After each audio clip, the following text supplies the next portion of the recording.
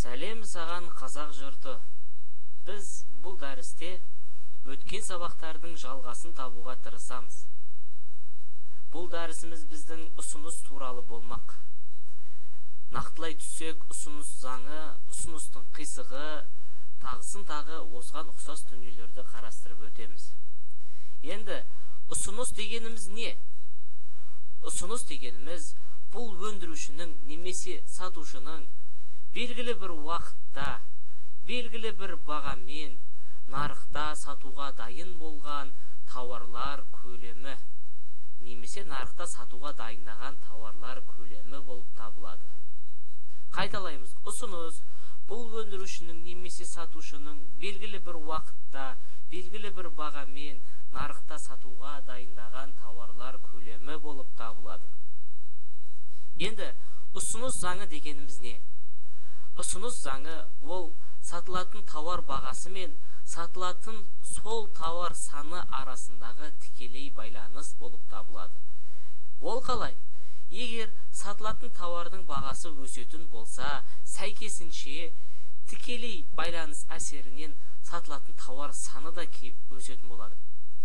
Егер сатылатын тауар саны өсіп жатса нарықта, сәйкесінше ол сатылатын тауар бағасының өсуіне алып келуі әбден мүмкін.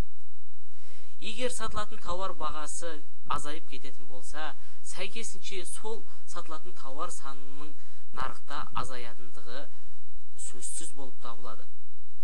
Осы байланыс ұсыныс заңы болып табылады. Қайталаймыз. Ұсыныс заңы дегеніміз баға мен сатылатын тауар санының арасындағы тікелей қатынас. Яғни тауардың бағасы өскен сайын сол тауарды нарықта ұсынып сатушылар саны да көбейе түседі. Енді ұсыныстың қисығын қарастырып өтейік. Сәйкесінше ұсыныс ол сұраныс қисығы сияқты координатаға саламыз. Бұндағы P дегеніміз біздің price баға, Q дегеніміз quantity ол тауар көлемі. Енді бұл қалай болады? Бағанағы ұсыныс заңын еске түсірейік. Егер тауардың бағасы бізде 5000 теңге болатын болса, нарықта оның сатушылар тек 10 адам еді.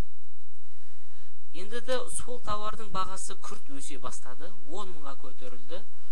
Сәйкесінше сатушылар да көбейе бастады. 30 адам сата бастады. Одан кейін тауарымыз одан әрмен өсе бастады да бағасы оның 20 мың теңге болып еді. Барлығы өз пайдасын ойлап сол тауарды сатуға кірісе бастады. Сонда осы нүктелерді біріктіретін болсақ, біз ұсыныстың қисығын аламыз. Ұсыныс қисығы дегеніміз сонымен не? Ол бірінші, біз ұсыныста көбінесе supply деген ағылшын тілінің S деген әріпімен белгілейміз қисықты. Енді оның анықтамасы. Ұсыныстың қисығы дегеніміз бұл ұсыныс заңының графиктегі көрінісі. Яғни, бұл сызықтың нүктелері бағалардың белгілі бір мерзімде өзгеруінен сатушылардың нарықта қанша тауар ұсынатынын көрсетеді. Осыны біз қатты санамызда жаттап алуға тырысуымыз қажет. Енді ұсынысқа тек қана баға әсер етпейді екен. Ұсынысқа бағадан басқа да бағалық емес факторларда өз әсерін тигізеді. Олар қандай? Біріншісі, ресурстардың бағасы. Ресурстар бағасының өсуі ұсыныстың азаюына алып келеді. Технологияның жетілдірілуі ұсыныстың өсуіне алып келеді.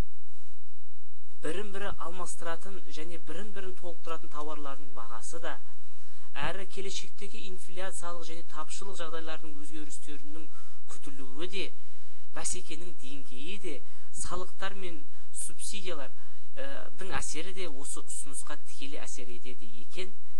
Бұлар бағалық емес факторлар болып табылады.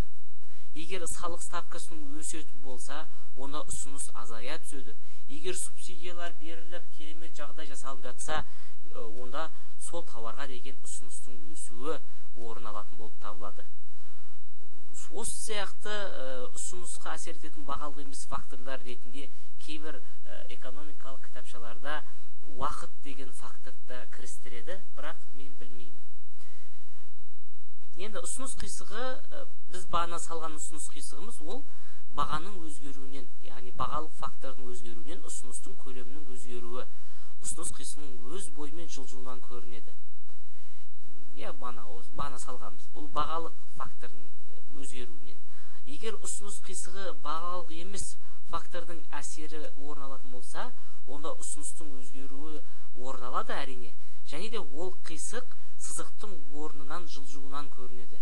Яғни оңға төмен ол өскен уақытта, және солға жоғары қарай өзгеруі мүмкін, ол азайған уақытта болып табылады. Әзірше осы лекцияның дәрістің енді қысқаша сипаттаманың жай бір адамның бір еңбегінің сіздерге бір презентациясы немесе электронды нұсқасы керек болатын болса, осы сілтемеден таба аласыздар. Сіздерге көп рахмет, сау болыңыздар.